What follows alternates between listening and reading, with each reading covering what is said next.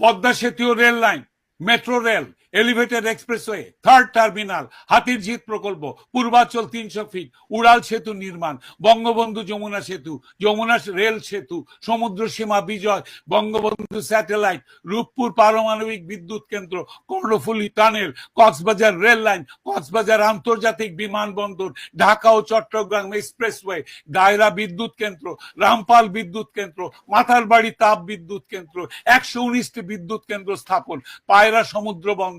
100টি economic zone, 560টি model মসজিদ,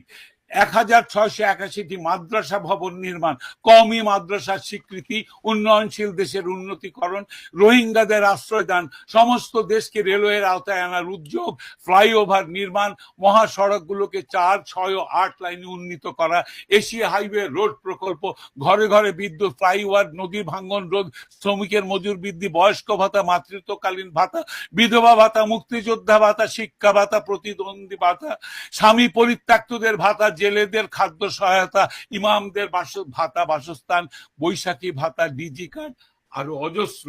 আমার দম কুলাচ্ছে না এতগুলো পড়তে। 15 বছরে যদি এতগুলো কাজ কেউ করে থাকে, তাকে কোন চক্রান্তকারী এই টাকা পাচার করার দেয়? আর সে যদি ডিক্টেটর হয়, খুব ভালো করেছে। বাংলাদেশের গত 10 মাসে প্রমাণিত যে বাংলাদেশের ডিক্টেটরশিপ না থাকলে